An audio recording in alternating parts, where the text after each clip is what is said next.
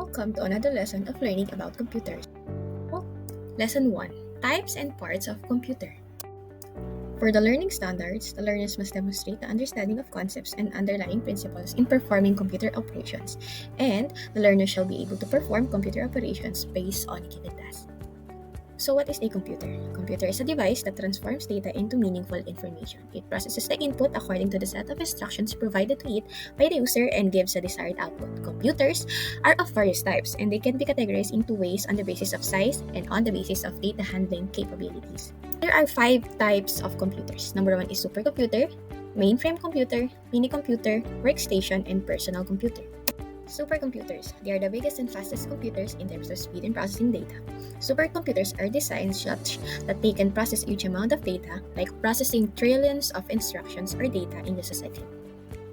What are the characteristics of supercomputers? They are fastest and they are also very expensive. They can calculate up to 10 trillion individual calculations per second. It is used for managing online currency such as Bitcoin and used for scientific research areas for analyzing data. Next is mainframe computer. They are designed to support hundreds or thousands of users at the same time and also supports multiple programs simultaneously. It is ideal for big organizations like banking, telecom sectors, which process a high volume of data in general. Characteristics of mainframe computers. Number 1, expensive or costly computer. High storage capacity and great performance. It processes a huge amount of data very quickly and runs smoothly for a long time and has a long life. Mini computer. It is a medium-sized multiprocessing computer. In this type of computer, there are 2 or more processors and supports 4 to 200 users at one time. Mini computers are used in places like institutes, departments for different work like billing, accounting, inventory, management, etc.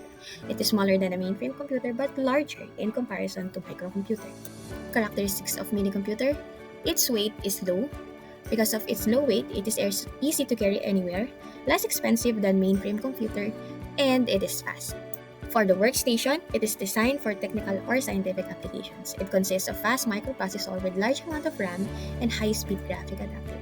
It is single-user computer. It generally used to perform specific tasks with great accuracy. Characteristics of a workstation. Number 1, it is expensive or high in cost, exclusively made for complex work processes or purposes. It provides large storage capacity with better graphics and more powerful CPU when compared to a PC. It is also used to handle animation, data analysis, CAD, audio and video creation, and editing. Lastly is the personal computer, so also known as the microcomputer. It is used basically for a general-purpose computer and designed for individual use. It consists of a microprocessor, or called as CPU. Also consists memory, input unit, and output unit. This kind of computer is suitable for personal work, such as making assignment, watching movie, or at an office for office work. And for example of personal computers are laptops, desktops. So for the characteristics of a personal computer, it has limited software that can be used. It is the smallest in size, designed for personal use, and easy to use. So in this section, we'll be discussing what is a computer. So it is a device that transforms data into meaningful information. It processes the input according to the set of instructions provided to it by the user and gives a desired output. Computers are of various types and they can be categorized in 2 ways, on the basis of size and on the basis of data handling capabilities. First part of the computer is the computer case. It is the metal and plastic box that contains the main components of the computer, including motherboard, CPU, power supply. The front of the case usually has the on-off button and 1 or more optical drums. The monitor works with a video card located inside of the computer case to display images and text on the screen. Most monitors have control buttons that allow you to change your monitor's display settings, and some monitors also have built-in speakers. Keyboard is one of the main ways to communicate with the computer. There are many different types of keyboards. Most are very similar and allow you to accomplish the basic same task.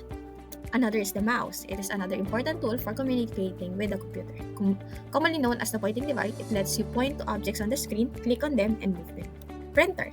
It is used to print documents, photos, and anything that appears on your screen. There are many types of computers, including inkjet, laser, and photo printers. There are even all-in-one printers which can also scan and copy documents. Scanner. Scanners allow you to copy physical image or document and save it to your computer as a digital image or computer readable. Many scanners are included as part of all-in-one printer, although you can also buy a separate flatbed or handheld scanner. Speakers and headphones. Speakers and headphones are output devices, which means they send information from computer to the user. In this case, they allow you to hear sound and music. Depending on the model, they may connect to the audio port or the USB port. Some monitors also have built-in speakers. Microphone. It is a type of input device or device that receives information from a user. You can connect a microphone to record sound or talk with someone else over the internet. Many laptop computers have built-in microphone. Web camera is a type of input device that can record videos and take pictures.